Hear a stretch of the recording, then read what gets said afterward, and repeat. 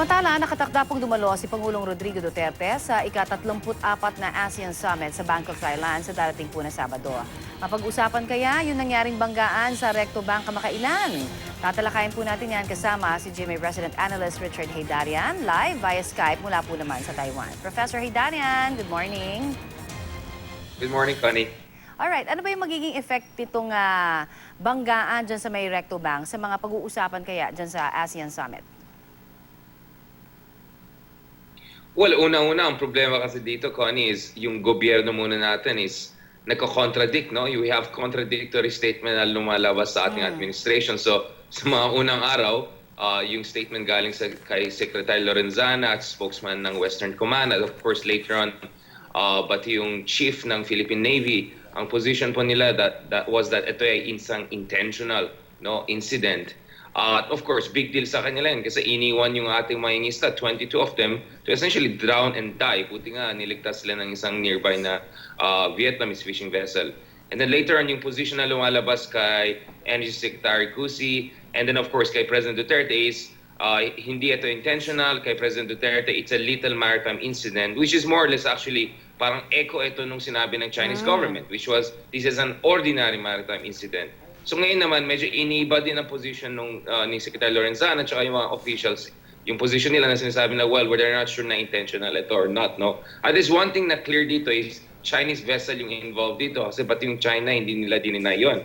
And then pati yung China, iniba din nila yung position nila. Initially, sinabi nila na besiege sila kaya binangga yung Filipino vessel. Ngayon naman ngayon naman tinanggal nila yung besiege part, no? So paiba-iba yung story. So my expectation dito is sasabihin ng ASEAN, unang-unang kailangan natin dito, at actually ito yung recommendation ko rin sa Philippine government, a kind of impartial and thorough investigation, no? Na mutually acceptable. In fact, few years ago nung nandito rin ako sa Taipei, nakausap ko yung presidente nila, at kausapin ko ulit yung presidente nila this time soon.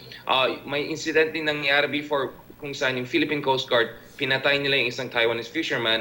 So one of the things we did was nagkaroon tayo ng more or less joint investigation dun sa issue na yan at tumulong ito sa de-escalation of tensions, no? So siguro pwedeng ASEAN will call for that. And from what I know, mukhang Pilipinas and Japan Philippines and China are also looking at that possibility para malaman natin ano definitively actually nangyari. May satellite imagery tayo, may witnesses tayo, so we can establish more or less anong nangyari dito. At by the way, Conan, nangyari dito most likely is an allision, no? Hindi collision, kasi naka-anchor po yung Filipino vessel nung binangga sila, no? So this is the basic facts that we have so far right now. Yes, pero nabanggit mo kasi, Professor, yung pabago-bago ng statement ng mga nasa posisyon sa gobyerno kamakailan at talagang hindi ito nakatulong. Pero ganyan din ang napupuna maging sa ating Pangulo kasi nung bumisita nga siya sa Japan nitong Mayo lamang ipinunan ng Pangulo yung pag-aangkin daw ng China sa malaking bahagi ng South China Sea. Pero ngayon naman parang tahimik ho ang kanyang naging response at tila inulit lang niya yung statement nga ng China, sabi mo, no? Paano nga ba ito titimplahin ng mga nakikinig na taong bayan, yung stance ng Pangulo na paiba-iba? Well, ang katotohanan dito is, ito siguro ang biggest crisis, no, pagdating sa West Philippine Sea disputes sa pagitan ng Pilipinas at China, no. At siguro nakita ni Pangulong Duterte, this could also sink yung kanyang China-friendly policy dahil napaka-negative po yung reaction ng taong bayan, no. At nakita natin, pati yung mga mayingista natin, at least again, medyo umiiba ni rin yung statement yata na galing sa ating mayingista. We don't know what exactly is happening here, no. Pero mukhang dun sa initial statements ng ating mayingista, they even refused to meet the president, no, yung captain ng mayingista. Very dismayado sila kay Pangulong Duterte, no? At siguro na-realize ni Pangulong Duterte ang mga kritiko niya, ang mga opposition, in fact ngayon, pati yung mga aliado niya sa Senado, no? Katulad ni Senator Gordon or yung mga independents katulad na Senator Lacson, no? Ay very openly na-criticize kay Pangulong Duterte. So siguro si Pangulong Duterte nag-aalala din siya na ma-undermine yung kanyang China-friendly policy pag aminin niya, no, or i-acknowledge niya na very aggressive yung Chinese maneuver sa area niyan. So kaya biglang napaka-dismissive po yung kanyang position dito sa nangyari sa Reed Bank. But I don't think that's gonna help the situation here, no.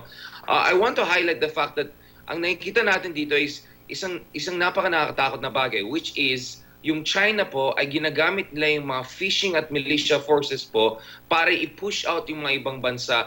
At nagre-release din ng Vietnam po ng mga videos kung saan yung mga fishing at militia forces ng China ay chine-chase po at niraram at sinisink nila yung mga Vietnamese vessels. So meron tayong already precedent sa issue na yan, no? Whereby the Chinese vessel ay napaka-agresibo. So Connie, either this is a case of crime of omission or commission.